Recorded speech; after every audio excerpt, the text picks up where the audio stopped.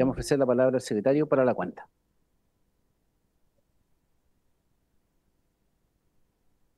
Gracias, presidente. Se han recibido los siguientes documentos.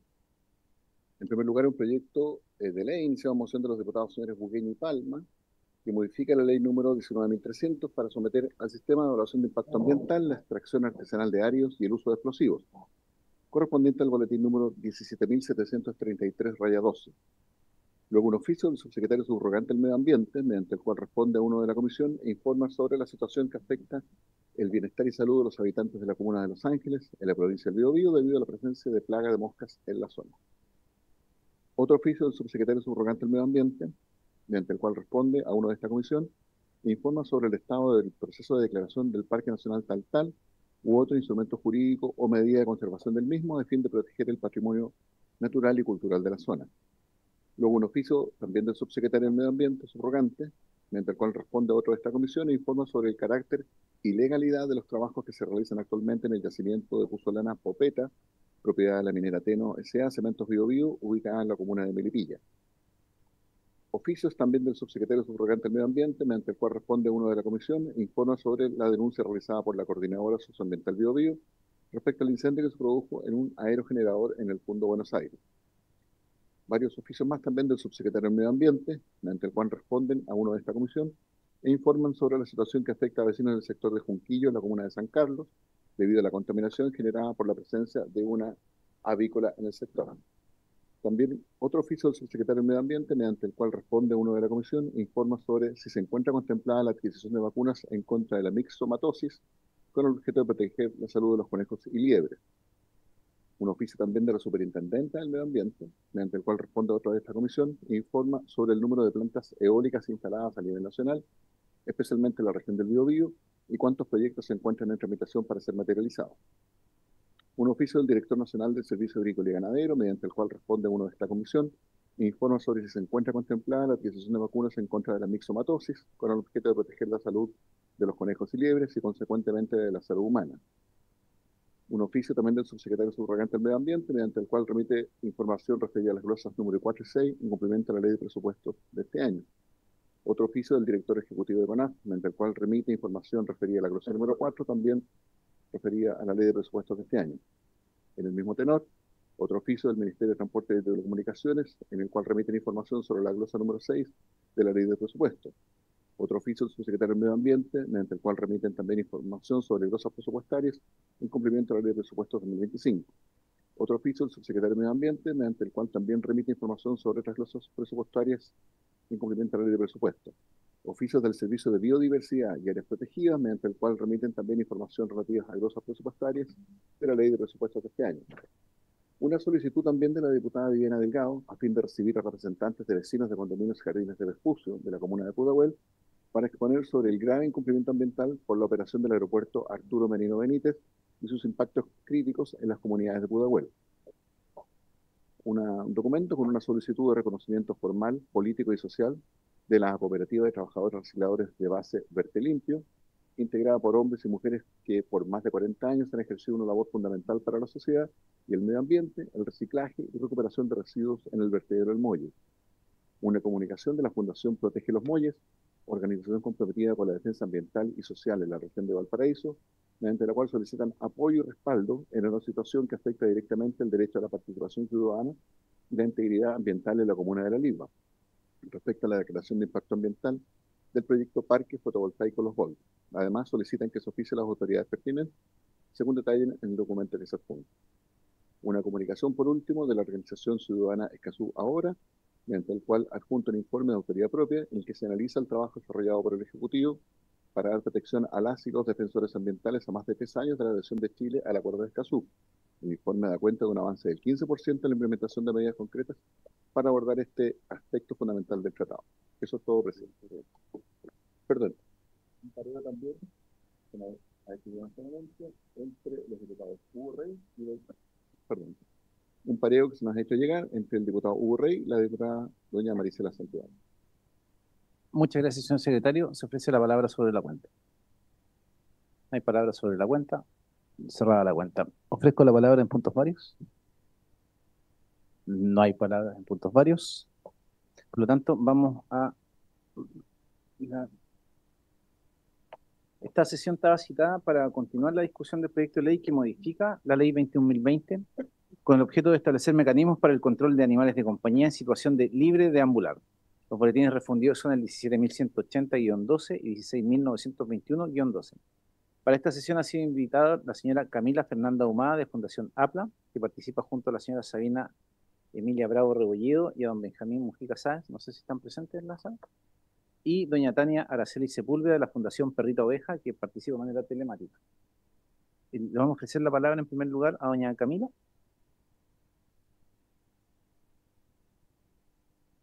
Perfecto, ¿se escucha? Bueno, primero que todo, buenas tardes, honorables diputadas y diputados. Mi nombre es Camila Humada, yo soy egresada en Derecho, me especialicé en Derecho Animal. También fui asesora legal del programa de tenencia responsable de mascotas y animales de compañía de la Subdere, así que cuento con experiencia en la aplicación de la política pública de tenencia responsable, los entre los años 2022 y 2023. Así que mucho de lo que voy a exponer en esta presentación tiene relación con un análisis técnico de cada una de las normas en relación a la ley de tenencia responsable y al reglamento. Bien, también comentarles y para tranquilidad de los diputados que representan zonas rurales por lo importante y relevante que es que se escuche también a la zona rural, que yo vivo en la región de Los Ríos, hago mi vida ahí, cercana a humedales, en una zona rural, así que también he experimentado en carne propia el problema de los animales abandonados. Entonces, desde ahí mi experiencia también en poder exponerles hoy en representación de la Fundación Abogados por los Animales. Voy a partir analizando el proyecto de ley bueno, el 17.180 y en específico primero con la situación que representa el modificar la definición de perro comunitario. Ya hay que entender que la figura de perro comunitario nace de una necesidad concreta observada por años en Chile, la existencia de animales que si bien no tienen un tutor, sí cuentan con el cuidado, alimentación y vigilancia. El eliminar la definición de perro comunitario es un gran problema porque no fortalece los mecanismos que permiten su manejo ético y seguro, todo lo contrario. El eliminar la figura se corre un riesgo además de criminalizar a la comunidad que cuida activamente a los animales. El reconocimiento del perro comunitario ha permitido intervenciones efectivas en TNR y camino hacia acá desde Santiago, vi la sesión anterior en la que pudieron discutir y lamentablemente observé que existe mucho desconocimiento respecto a la responsabilidad que tienen las personas que alimentan estos animales, porque el diputado, uno de los diputados firmantes y de los impulsores de esta iniciativa, Sáez, decía, pero ¿quién es responsable de los animales y de los perros comunitarios? ¿Acaso el presidente de la Junta de Vecinos, etcétera? Y bueno, eso justamente fue lo que resolvió la ley de tenencia responsable, el establecer el perro comunitario como figura porque no tiene un responsable fijo, la comunidad lo alimenta y el cambio a perro de situación de libre de ambular, jurídicamente hablando, tampoco genera una responsabilidad. ¿Cierto? No va a generar ahora que exista así una responsabilidad de una persona que lo alimenta, todo lo contrario, la Contraloría fue muy enfática respecto a la figura de perro comunitario, ¿cierto? Y la posibilidad que tiene la población de alimentarlos y la posibilidad que también genera de poder generar políticas públicas para su control. Entonces, la verdad que tampoco hubo una respuesta clara en la sesión anterior, y en esto voy a ser muy franca, de cómo este cambio de definición va a generar un beneficio, ¿cierto?, en el control poblacional, porque como digo, es todo lo contrario, es retroceder de una definición que ya existe y también hay que considerar, si uno lee la ley y analiza debajo de la definición, por ejemplo, bueno, está la definición no solamente de perro comunitario, también de perro abandonado, está la definición de perro callejero, que justamente se hace cargo de estos perros que tienen un tutor, pero que dejan al animal libre. Entonces, el mezclar en esta pura definición un perro que en definitiva es un perro comunitario con un perro de libre de ambular, realmente tiene falta de sustento ético y contradice recomendaciones internacionales y puede entorpecer incluso los programas que existen actualmente de TNR. Continuando respecto a el artículo que busca, bueno, fortalecer a los programas educativos, esto por supuesto que estamos todos de acuerdo que es necesario fomentar dentro de las mallas educativas la ley de tenencia responsable, pero también hay que tener en cuenta que esto ya lo contempla la ley. Ya existe la ley de tenencia responsable, así como también en el reglamento de la ley de tenencia responsable, el decreto 1007, que a todo esto actualmente se encuentra en un proceso de modificación, se están haciendo consultas ciudadanas, reuniones, entonces este es el momento también en que la ciudadanía, los diputados y todos los entes correspondientes puedan ser parte de este proceso en donde hay muchas indicaciones que tiene este proyecto de ley que pueden ser modificadas dentro del reglamento y podría ser, por supuesto, mucho más rápido que una modificación legal que sabemos que en el Congreso es mucho más demoroso. Entonces, respecto a esto, por supuesto que es una muy buena iniciativa al robustecer la educación, pero es algo que perfectamente se puede modificar en el reglamento que está ahora en proceso. Eh, por otro lado, también respecto al reemplazo de, bueno, la obligatoriedad del dispositivo del microchip, es algo que también se puede modificar a nivel de reglamento y repito, podría ser mucho más rápido que hacer una modificación a nivel legal. Nosotros, por supuesto, estamos de acuerdo con que el microchip sea obligatorio y que hay la invitación, como digo, a ser parte de este proceso de modificación reglamentaria.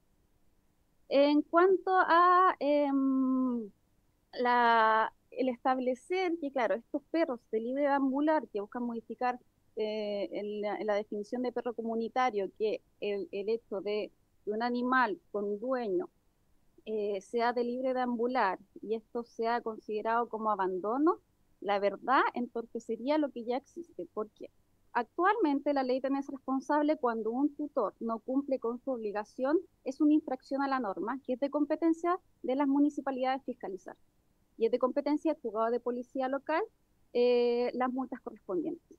Si ahora cualquier perro de libre deambular que tenga tutor es considerado abandono, se impediría, por tanto, la fiscalización municipal.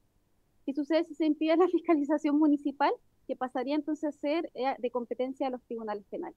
Y sabemos que incluso hoy, que existe el delito de maltrato animal y la gente denuncia, son procesos muy demorosos y que usualmente no terminan en condena. Entonces, sería esta modificación contraproducente en cuanto faltaría, por tanto, eh, la consideración de que es un tema que es necesario que se haga, que siga siendo de fiscalización del municipio. Aquí, por supuesto, que tenemos que robustecer el financiamiento de los municipios para fiscalización, etcétera. Pero, claro, si consideramos la falta de supervisión de animales por sus dueños como un delito de abandono, sería un total despropósito. Entonces, judicializaría infracciones comunes y limitaría la fiscalización municipal.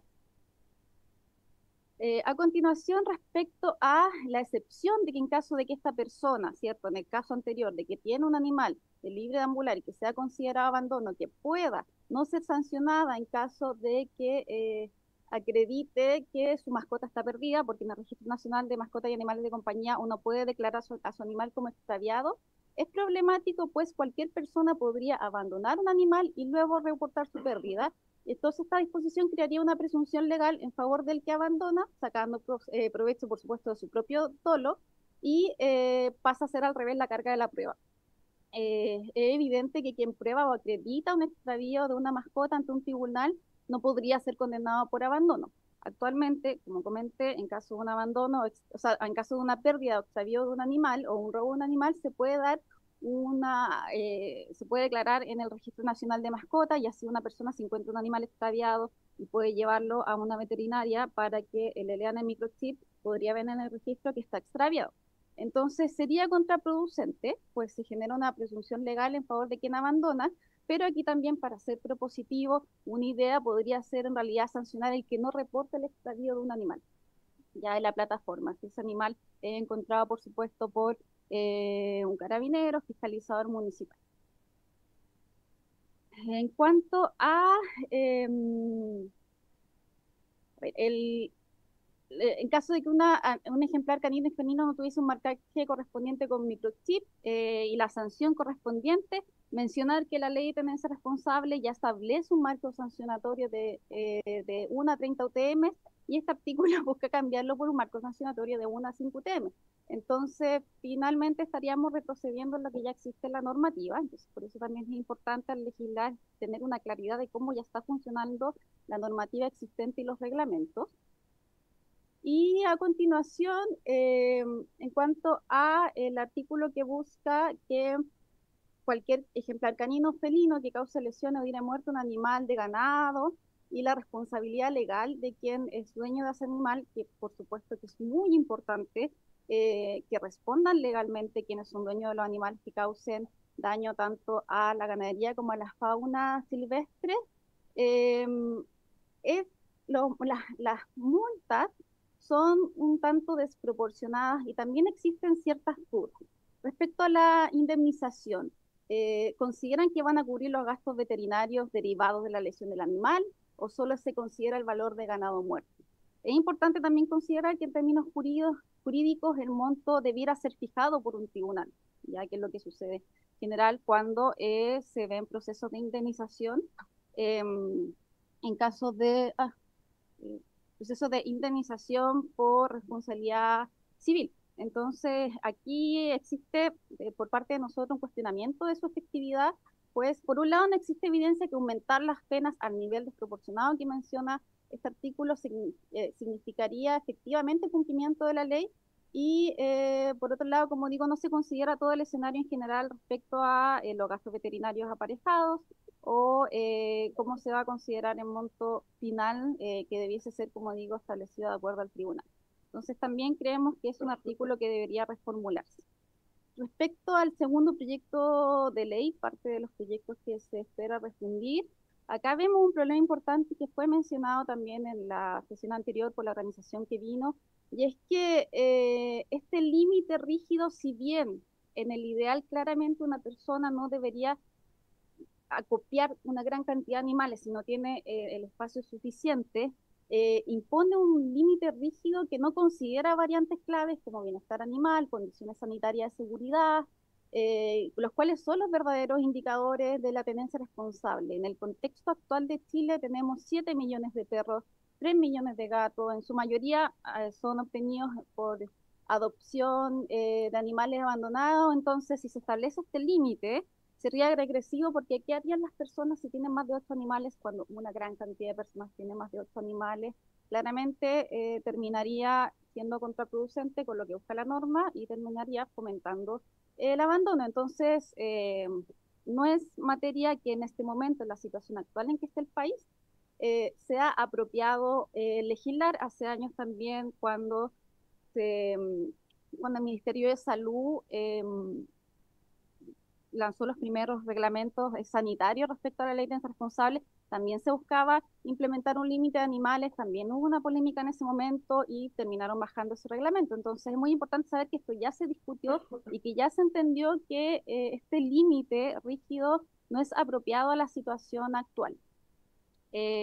Respecto a el régimen, bueno, sancionatorio que se busca establecer, en cuanto a los incumplimientos por la infracción a la ley de tenencia responsable, resulta, bueno, primero redundante con el régimen que ya existe. Ya les comenté que en caso de infracción a la ley de tenencia responsable, los tutores de animales tienen deberes y existe un marco sancionatorio, pero acá en la forma en que está descrito además este marco sancionatorio, establece que el incumplimiento sería luego de los 90 días cumplidos de asumida la calidad de responsable de la mascota, lo cual es inviable porque no se puede esperar 90 días para que una persona comience recién a cumplir sus obligaciones básicas como tenedor de un animal, que es, bueno, obviamente alimentar un animal, cuidarlo, mantenerlo bajo su resguardo, etcétera. Entonces, resulta redundante respecto al régimen existente e incluso podría ser contraproducente por el tiempo en que se espera para poder hacer efectiva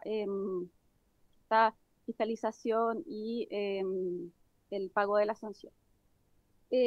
Continuando, respecto a lo que se busca modificar en cuanto a animales que sean abandonados en playas, balnearios, zonas costeras, etcétera, es una propuesta jurídicamente contradictoria, ya que el mismo artículo 12 establece que el abandono es un delito sancionado conforme al Código Penal.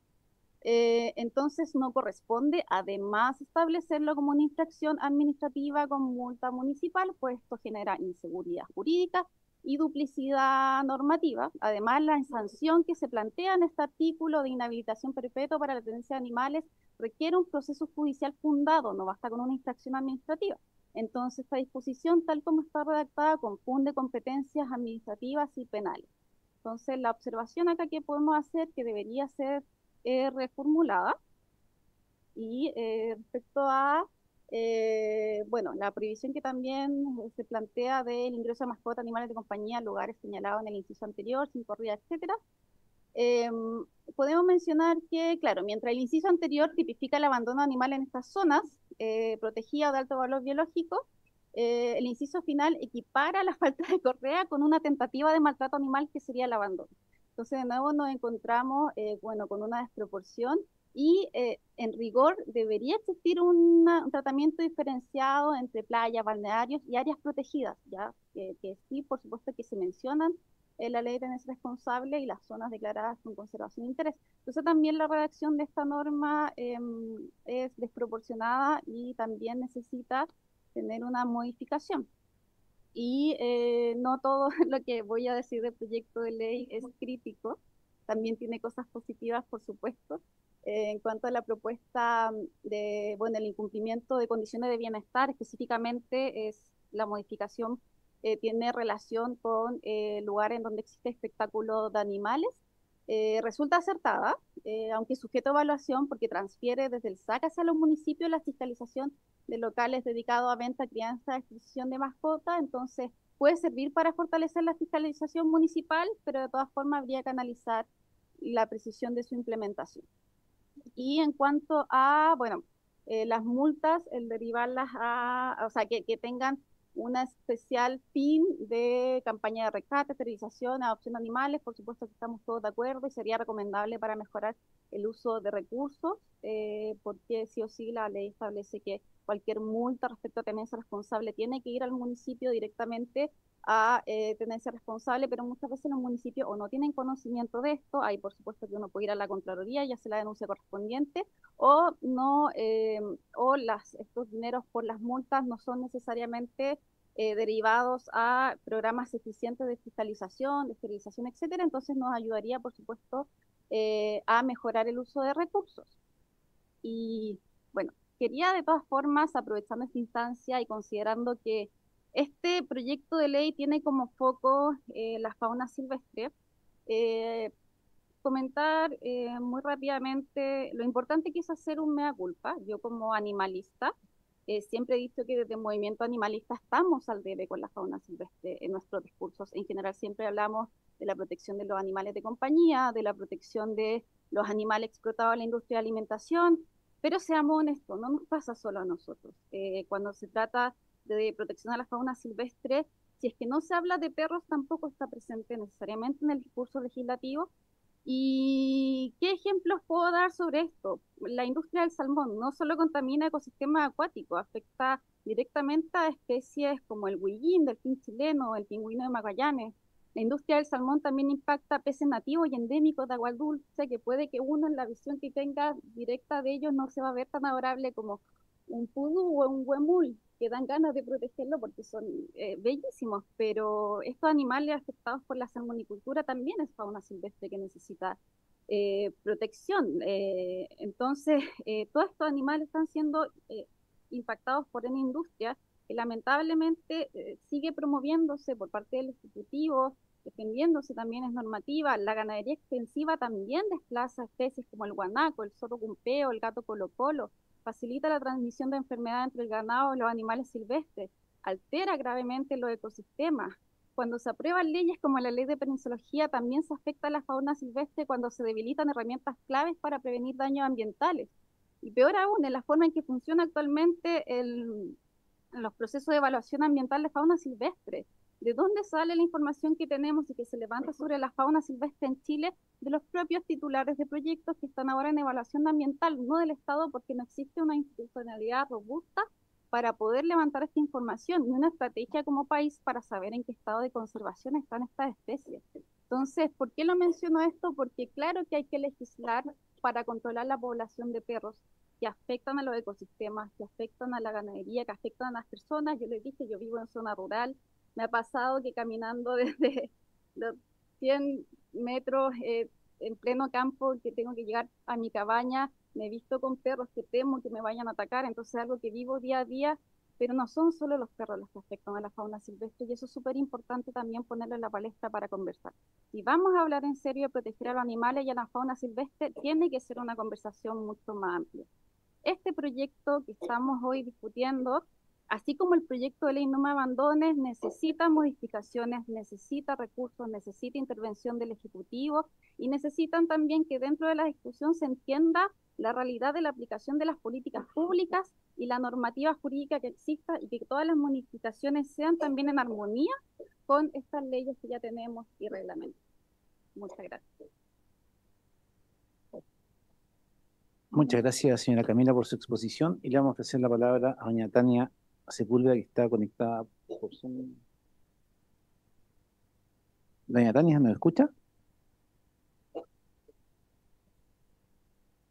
Hola, buenas tardes. ¿Sí los escucho? ¿Se me escucha? Le ofrecemos la palabra a señora Tania. Buenas tardes.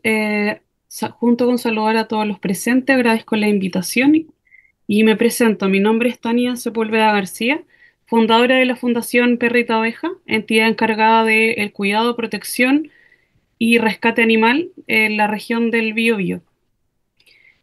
Voy a compartir mi presentación.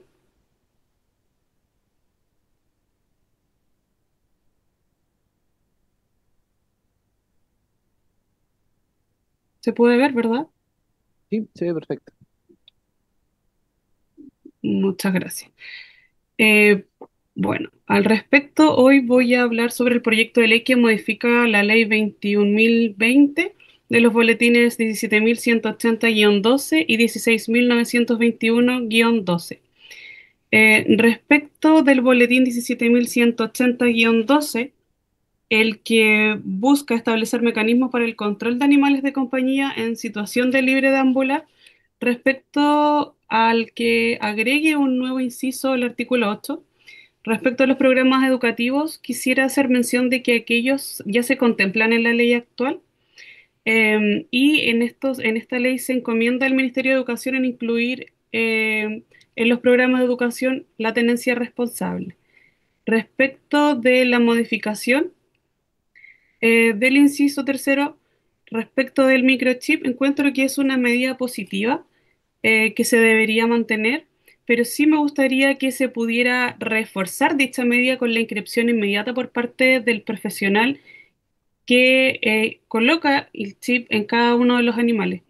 Respecto de ello, de esta medida que digo que es positiva, pero sí que se debería reformular en el sentido de que en la actualidad el mayor problema que tiene la aplicación de la norma en este punto es que encontramos muchos animales de libre deambular que sí tienen microchip, pero que no podemos dar con con el propietario, y no sería en este caso una ley que se pudiera aplicar de la mejor manera, no estaría siendo eficaz. Entonces, una medida positiva sería reforzarlo con la inscripción inmediata por parte del veterinario. Eh, Respecto del artículo, sí, del artículo 10 bis, que establece un límite de mascotas. No, perdón, acá creo que sí, perdón. En el numeral 4, el artículo 2, la problemática de cambiar el concepto de perro comunitario por el perro de libre deambular es que elimina el concepto de perro comunitario y lo agrupa en conjunto con los que tienen un tutor y con los perros que son de libre deambular o que se encuentran abandonados.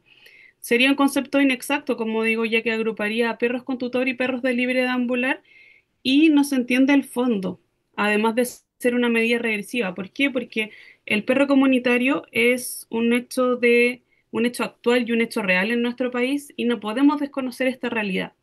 Generaría un gran problema debido a que se entiende que el fondo de esta ley sería disminuir el abandono. En este caso podrían existir aumentos en el abandono debido a que en la actualidad un perro comunitario, si bien es un perro que no tiene un dueño o un tutor legal, es una persona o una comunidad a la que le proporciona los cuidados y suple sus necesidades más básicas.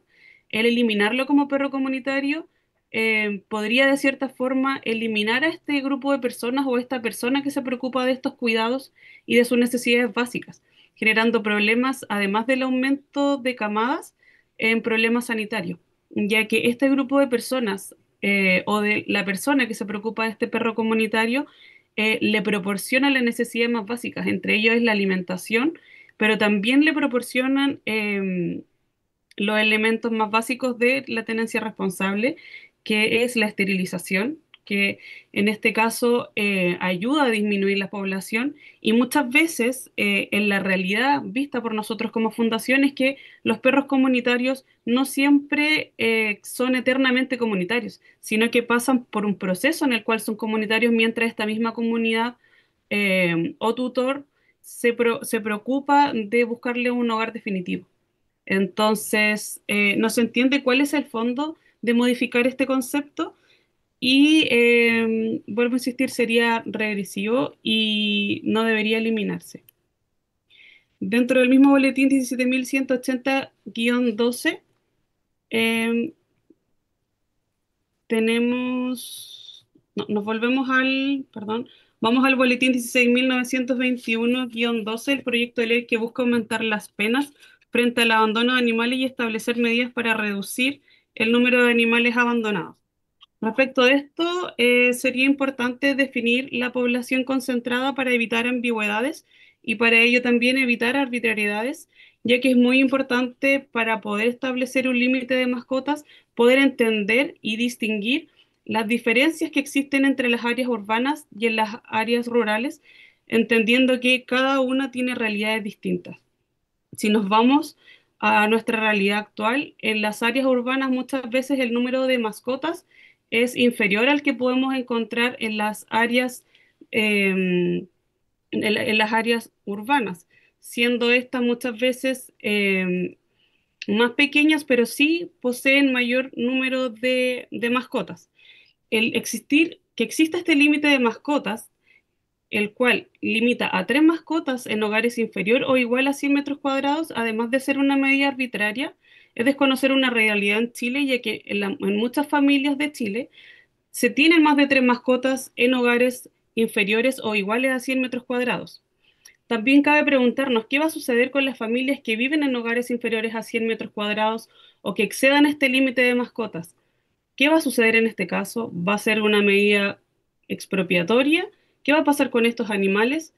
Por ende, esta medida podría aumentar los índices de abandono porque estas familias no se van a querer exponer a una multa y además de ser limitante en el patrimonio, también está afectando el derecho de propiedad. Entonces, no estaría yo de acuerdo con esta medida en el número de mascotas, además que está siendo arbitraria en no considerar la realidad que ocurre en nuestro país y en las familias de hogares de inferior a 100 metros cuadrados.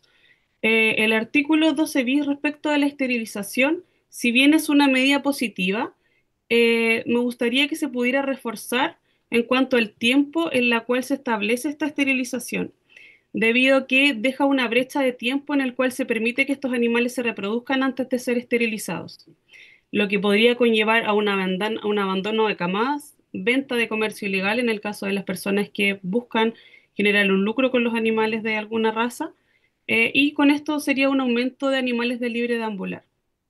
En la actualidad existen 4 millones de animales sin hogar y sería súper importante considerar que se podría disminuir el rango de tiempo de la esterilización y siempre y cuando esto sea acorde a la raza y a la especie de cada animal esterilizado. Quisiera hacer énfasis respecto de los animales en situación de libre deambular, volviendo a la figura del perro comunitario. Quizás sería súper bueno pensar en fortalecer y entendiéndose de que este perro comunitario debe vivir en armonía con la comunidad. Quizás sería súper bueno evaluar eh, esta categorización de perro comunitario sujeto a una evaluación conductual o análisis de riesgo para eventualmente, si es un perro que no puede ser considerado como un perro comunitario, se pueda ver la manera de reubicarlo o de buscar otra forma para poder no interrumpir la armonía, digamos, de la comunidad. Es súper importante que se analice estas medidas en virtud de la protección de los animales, ya que si bien se busca proteger a las especies nativas, se puede hacer esto sin entorpecer ni retroceder legalmente. Me gustaría aprovechar esta instancia de hacer un llamado respecto de los animales de nuestra fauna nativa, de nuestra fauna silvestre, que en la actualidad se encuentra encerrada en centros de entretenimiento como zoológicos, ya que muchas veces cuando animales de nuestra fauna nativa son atropellados, no todos llegan a centros de conservación cuando no se pueden rehabilitar, y muchos de ellos se encuentran hoy en día en zoológicos. Dicho eso, es importante preocuparnos de los animales que hoy en día están siendo sujetos de maltrato a vista de todos cuando se está permitiendo asistir a zoológicos y que exista un lucro solamente por diversión y entretenimiento. Quizás sería bueno legislar a los zoológicos y legislar en esa dirección para que ningún animal esté encerrado y siga sufriendo, menos nuestra fauna nativa. Muchas gracias. Muchas gracias, señora Tania, y le ofrezco la palabra a los diputados o diputadas por consultas. Diputado José Carlos Mesa. Muchas gracias, presidente. Eh, Tengo una pregunta para la última expositora, la Fundación Perrita Oveja, y otra que puede ser también para ella y para la expositora de Abogados por los Animales. La primera pregunta es respecto, ella manifestó estar en contra, ¿cierto?, de la eliminación del concepto de perro comunitario, porque lo considera que sería un retroceso. Entonces, quisiera pedirle si es que puede profundizar un poco en eso, y nos pudiese explicar cuáles serían los eventuales efectos jurídicos que tendría la eliminación de este concepto, en el fondo, para entender dónde o cuál sería ese retroceso. A mí, a priori, sin conocer la respuesta que nos pueda dar, me parece que por el solo hecho de que existe un concepto que describe una situación que es distinta a la de un perro abandonado, de libre de ambular, ya es bueno. O sea, distinguir cosas que son distintas es bueno, pero si se va a eliminar una distinción, sería prudente para nosotros más o menos entender cuáles son los efectos jurídicos de eliminar esa distinción. Esa es la primera pregunta. Y la segunda, para ambas expositoras, respecto al límite de tres mascotas en hogares que tengan menos de 100 metros cuadrados, porque respecto de ese tema yo por lo menos no tengo una opinión todavía 100% formada. Por un lado pienso, respecto del bienestar animal, hay pues, cierto tipo de mascotas que pueden haber más de tres en una casa. O sea, voy a decir una cuestión que puede resultar ridícula, pero hámsters, por ejemplo. Eh, Puedes tener cuatro, cinco, o aves, ¿cierto? Canarios, catas, como me corregí que la diputada antes. O gatos, por ejemplo. También los gatos en general ocupan menos espacio, o ciertas razas de perros, pero hay otras razas de perros o, que son muy grandes y que incluso uno solo en un espacio de 100 metros, por una cuestión de bienestar animal de la propia raza del perro que necesita espacios para poder moverse, ¿cierto? Para ejercitarse. eh, en el fondo, ¿qué es lo que estoy diciendo con esto? Más que un número, yo creo que tiene que haber un criterio y sí se tiene que limitar de alguna manera. Porque aquí efectivamente, y el argumento que se nos ponía recientemente, que choca con el principio, o sea, con el derecho de propiedad, también estoy de acuerdo que efectivamente va a chocar, si es que se pone una limitación, va a chocar con ese derecho de propiedad, pero ya hay varias leyes que se han ido avanzando en materia de bienestar animal, que en el fondo ponen al bienestar animal por sobre el ejercicio del derecho de propiedad. O sea, ya la misma ley Cholito, o sea, voy a poner un ejemplo extremo, pero podría tomar una silla de mi casa y destruirla. Esa es la disposición dentro de lo cierto de todas las cosas que vienen incluidas dentro del derecho de propiedad. Pero disponer de un perro, por ejemplo, la ley Cholito ya te dice que hay ciertas cosas que tú no puedes hacer. Entonces, ese otro argumento para decir, bueno, parece que es bueno que al menos pensemos en un criterio, pensando en el bienestar animal, respecto de cantidad de animales, tipos de animales de compañía, ¿cierto? En ciertos metros cuadrados. Pero por otro lado, después me surge otro problema práctico.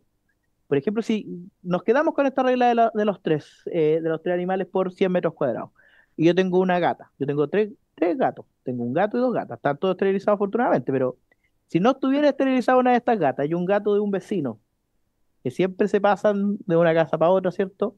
Termina haciéndole la gracia a mi gata. Y mi gata tiene gatito. ¿Voy a estar incumpliendo la norma? Si tengo una gata y me nacen dos gatitos, voy a estar al límite. Pero si nazco tres gatitos, ¿qué hago con el tercer gatito que nació? Por lo menos los primeros meses antes de poder darlo en adopción. Entonces, creo que es una norma que hay que estudiarla, no hay que cerrarse a estudiarla y a discutirla, pero sí tiene que, más que ser una regla aritmética, tiene que ser una cuestión de criterio. Entonces, me gustaría también a ambas expositoras poder preguntarles si es que nos pueden profundizar su opinión respecto de esa norma, presidente. Muchas gracias. Doña Camila, doña Tania, como prefieren. Yo puedo partir. Como comentaba al inicio de la exposición, trabajé en el programa de tenencia responsable implementando políticas públicas, la política pública de la ley de tenencia responsable. Cuando pensamos en la historia de la ley y el establecimiento del perro comunitario ya definido en la ley se hizo cargo de un hecho jurídico, que existen animales en Chile que no tienen dueño conocido y que la gente puede alimentar y no necesariamente por eso van a ser responsables civil y penalmente de esos animales. La Contraloría ya lo dijo. ¿Y por qué es importante esta definición y cuál fue el beneficio que trajo? De que con el hecho de poder definirlos y que esté en la normativa, se deriva también la implementación de programas, por ejemplo, de política pública para hacer control de TNR de estos animales, ¿cierto? Para poder esterilizarlas. Se establece además dentro de la ley y dentro del reglamento que las municipalidades pueden, no solamente deben, que ahí está el problema también de la ley, de esto de lo facultativo a las municipalidades y no lo obligatorio, pero deberían al menos tener un registro de cuáles son los animales, los perros comunitarios que existen dentro de la comuna. También se permite que las organizaciones registren a estos perros como comunitarios. En caso de que sea necesario, la municipalidad tiene la facultad de poder reubicar estos perros comunitarios. Entonces se trabaja una política pública tanto desde lo que viene de la ley de tenencia responsable, del decreto, como desde las ordenanzas municipales. En base a esta definición se establece una política que se hace cargo de esto y se dice ya, ok, estos perros los cuida la comunidad, vamos a proteger a la comunidad que los cuida porque es un beneficio para ellos, pero también ¿qué vamos a hacer? Vamos a esterilizarlos, en caso de que sea necesario vamos a reubicarlos, etcétera, etcétera, etcétera. Si eliminamos esta definición y la reemplazamos por los perros de libre deambular, va a ser muy dificultoso o más dificultoso, o en realidad un retroceso en decir ya, con esta definición, ¿cómo implementamos las políticas públicas? Porque vamos a meter en el mismo saco a los perros comunitarios y a los perros de dueños que son irresponsables. Entonces, ¿qué beneficiaría?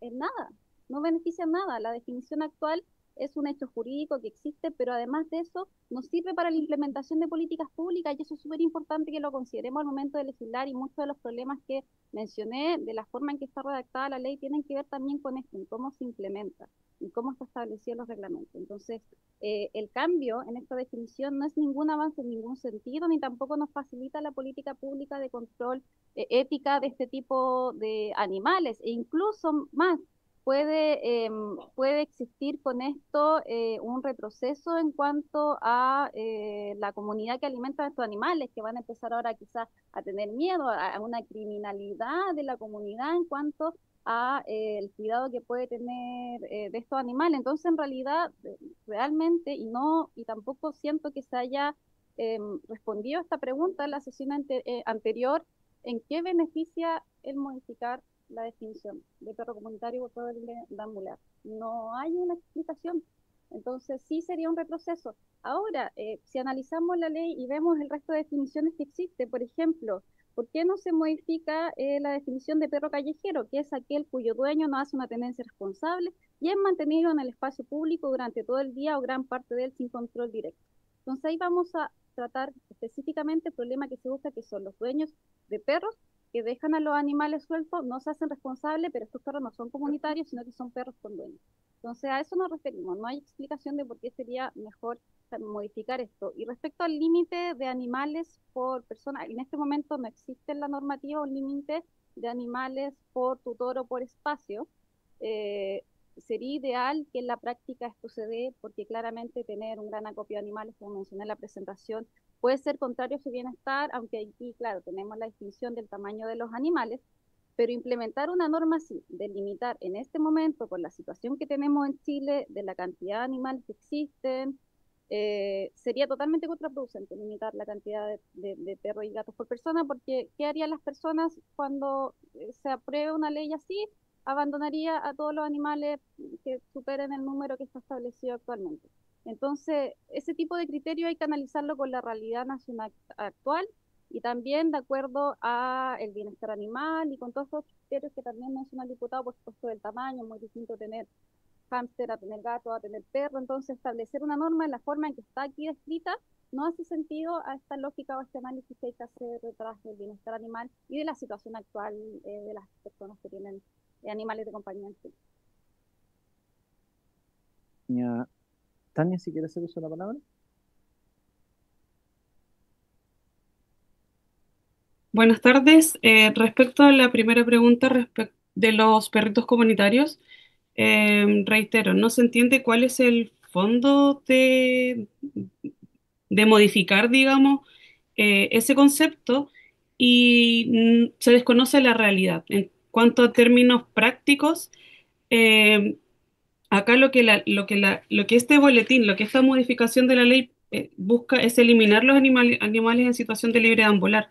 Y en este caso cambiar el concepto agrupando a los perros de libre deambular con los perros comunitarios no tendría ninguna aplicación para el efecto de lo que esta ley busca.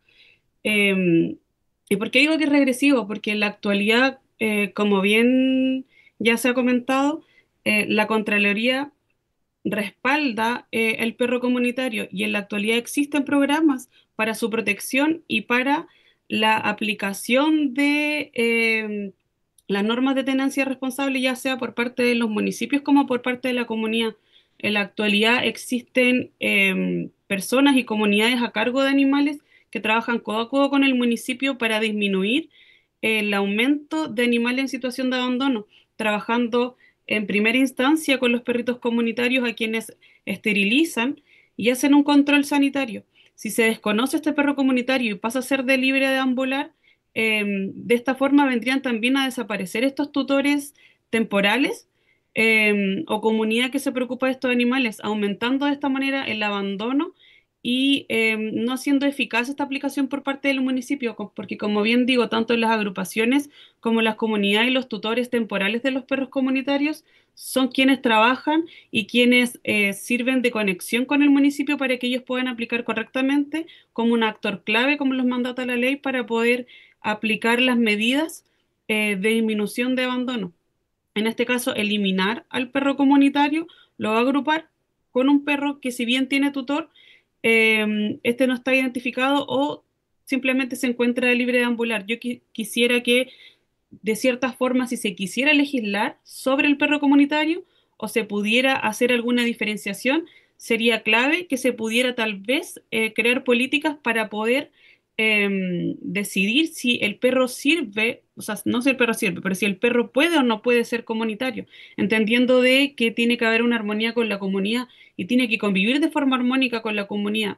Perros potencialmente peligrosos, no, quizás si no pueden vivir en armonía con la comunidad, tal vez no podrían ser un perro comunitario y quizás esa es la forma en que hay que legislar si es que se quiere cambiar o modificar este concepto para quizás complementarlo y que exista una mejor aplicación de la norma y evitar problemas a futuro, pero no eliminarlo. Eliminarlo lo agrupa con un perro de libre deambular. Y me da miedo que en leyes posteriores, al quedar desprotegido, vayan se pueda quizás legislar de una manera negativa. Y respecto al segundo punto de limitar la cantidad de animales, no está directamente relacionado que la cantidad de animales en un espacio reducido pueda conllevar a un animal en mal estado o que no exista un bienestar. Sí existen casos, pero no siento que que se esté abordando lo que se busca, que es reducir el número de animales en situación de abandono. Si ese es el punto al que quiere llegar este proyecto de ley, no va a ser disminuyendo el número de animales por metro cuadrado en las casas de habitación, sino todo lo contrario. Entonces no sería pertinente incluirlo en este proyecto de ley por lo menos.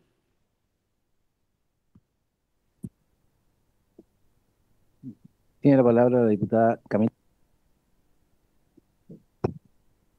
Sí, gracias, presidente. Bueno, agradecer a las exposiciones y a propósito de lo que mencionaba Camila Humada y de la pregunta que levantó el diputado Mesa, que yo como que la complemento un poco porque surge la inquietud, evidentemente.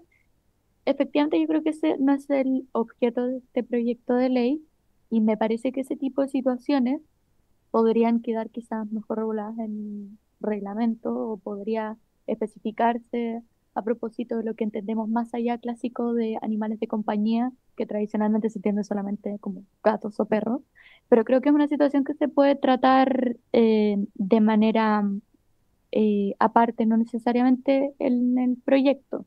Sí, relevo lo que dice, lo que decía Camila Humada, que finalmente hay un objetivo acá, la protección de los perros comunitarios que tienen que estar debidamente identificados para que los municipios puedan tomar medidas, no de manera facultativa, sino de manera impositiva, que sea un deber y que existan sanciones y consecuencias en el caso de que así no se haga.